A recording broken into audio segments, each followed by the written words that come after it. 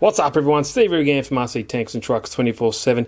Here I have the FatShark Attitude V4 FPV goggles. It's kind of FatShark's, I guess, entry level goggle. They don't have diversity and they are on the cheaper scale of things, cheaper price range, but they are not that cheap. You know, when you compare it to something like the Armways here, which are fantastic. You've got everything you need, great quality screens, awesome diversity receivers, and yeah, great price. You know, they've got a pretty stiff competition. But anyway, what I have here is the new Furious True-D V3.6 diversity receivers. So some of the key features: it's got smooth switch video switching technology. I'm just reading it through some of the specs on the manual. Race band channel ready, multiple channel modes, auto, manual and working modes, ultra compact as you can see. Let's take it out of the box. While I'm talking about it, easy in view OLED screen as you can see here. It's really nice, and this fits the Attitude goggles perfectly as well. This nice plastic surround. Ergonomic new plastic injection cover, that's exactly what I'm talking about there. It's got the 3 buttons on the side built in and 2 for your A and B antennas. Now it's also got, as soon as you plug the battery in, this will all power on together, which is excellent. It's got a new algorithm, allows smoother and more accurate RSSI reading for better antenna switching, built-in low power buzzer, new menu layout, which we'll get to that later on. Also improved FatShark DVR recording, which will be interesting to see. Additional timeout feature, and yeah, it's got so much more. It's also got a new USB, micro USB port for charging. You can see it just there. If I take the connect rubbers off there, as you can see, really nice. So quick specs, as you can see, SMA style jack connector. Females working frequency is 5.8 gigahertz. Input power is 5 volts. Number of channels is 48 channels, and the compatibility for this guy is a FatShark Attitude V3, V4, and that is it. I'm not too sure if it fits the other FatShark's goggles. Some of you guys in the comments can let me know. But that's enough of that. Let's get this old one out of here, the original one that's in the V4, and put this guy in. All right, before I get into that, let me show you what you also get in the box, apart from this little instruction manual here. It is colour, it just gives you basic how do you use it. You also get 2 more connectors there, got like a short angle that is, but you also get a 90-degree one as well. Take this off first. And notice with this, on these V4s, that this cover pops off really easily as well. Sometimes it just pops off when I don't want it to, but go check out Banggood for this, where I've got the goggles from, and the True-D as well. And this should just theoretically slide out. Gotta be careful, and that's it. Pops straight out of there. So let's do a comparison next to each other. You can see the difference. Obviously, this one's got diversity, this one doesn't. But you know, considering the additional features, it is quite compact. So all you need to do is make sure everything is lined up. You don't want to rush this and get these pins all mushed up, and that's it. That's all it is. Super easy installation there. Now this guy should just fit nicely over there because they are meant for these particular goggles. Let me line everything up. This bottom section in, just like that. That seems to be it. Done. Well, there we go. Nothing to it. The buttons are easily accessible. They're fairly well extruded out there, so you can push them. Really nice. But yeah, that's it. Let's get some power into this guy. So the good thing about these are when you plug everything in, it is all integrated, so it will start the True-D system up as well. There's a nice little logo screen, and it can also have your own little logo up there as well with your own little core name. This is all stock. I have not changed it at all. As you can see, it just says Furious, and it just got like a little scrolling Furious. 2 antennas, obviously. Top one is antenna B with the red LED. The bottom one here is antenna A with a blue LED. You have a USB port under there with hidden one. These caps on there. Up, select, and down buttons. And also when you're selecting, you have a little green LED just there. Now I've just connected 2 antennas just to show you, and I've hooked up a little quad.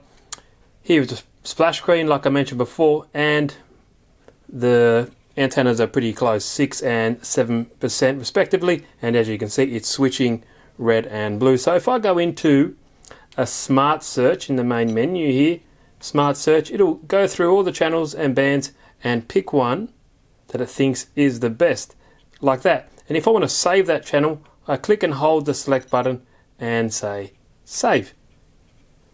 Now if I go back into save channels, it should be there like a little floppy disk showing. That's hard to see, but there's like a little saved icon there.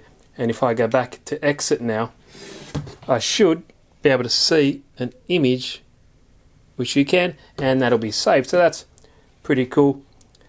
And you should be able to see the quality of the connection of the, as you can see there, it's fluctuating up and down. Really, really nice. So if I go in there and I go to band scanner, that's pretty sweet, and it'll give you like a little, there you go, it flashes pretty quickly, a little info about it. Boop, just like that, and that is 5705 at 30 dBm. That's what I'm pretty sure it was. There we go. Pretty sweet. Go back out, save channels, all channels. Obviously it will give you all the channels that are available, but the one it already picked for me is the strongest one there. So let's go to smart search like we did before. As you can see, it goes through them pretty quickly. Bam, pretty cool. Save channels, that'll give you a list of all the channels you saved. And when you have more than one channel, when you search or just flick through the different channels, it'll just pick the one that, go through the ones that you've picked and saved, so you don't have to go through all the other channels as well. Where are we? Band scanner, done that. Settings, warning, you can have none, 20%, 30%, none. So what that basically is there will be a little buzzer that will give you a low signal warning. So on antenna A it'll be 1 beep, if it's low on antenna B it'll be 2 beeps. Auto lock, that can lock the screen for you, so don't do fake presses. The units, you can go dBm or percentages. Call sign, you can change that. It's just that Furious at the moment. It is what it is, we'll just leave that. Okay, now we have speed there, so that configures the sensitivity and switching between the filter for the new algorithm, which is built into the 3.6 firmware. You got 3 choices. You have, sorry, it keeps flicking out. It's only got a low, like a screen time. So if we go in here, you have normal, high, and low. So the low filter will have slow speed for switching operations. Normal, this is like a balance mode and it's a default. They recommend using that. And you also have a high, which the filter will have quickly, you know, speed for switching operations, which I guess that might be better if you were racing. But I'll just leave that guy back on what it was. I'll just leave it on normal. It's probably more than enough for what you want to use it for. And last but not least is Calibrate. And they recommend doing that when you first put it on.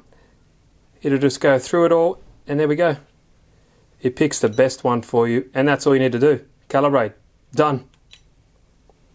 Ready to rock and roll. And as you can see, look at that, 100% for both antennas, so it's ready to go, and it should have that signal. It's kind of hard to see. You know what I'm getting at. Now I just want to show you the actual screen, how it changes with the signal strength from antenna A to antenna B. The quad's in the other room. I'm just going to walk around the house, and obviously it's not the best inside, but I just want to show you the graphic and see how it changes.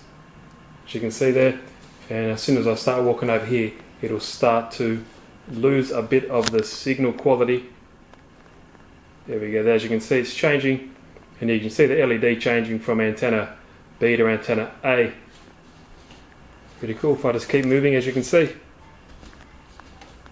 Really nice. I do like the look. Obviously you won't be able to see that when it's on the side of your head, but I just want to show you that, how it looks. Now guys, hope you enjoyed the video. I'm no expert at this, and I definitely have more videos coming up when I've got a few good antennas coming. These are just the basic ones that you get with the kits, so I'll definitely try to be doing different tests, and I can't really see the difference because I haven't had another one of these before. I know there's 3.5 and this is 3.6 version, and there are differences. Apparently the DVR is better, so I can't really say what's better or not, but I'd definitely like to try those out in the future videos, so please keep your eye out for those.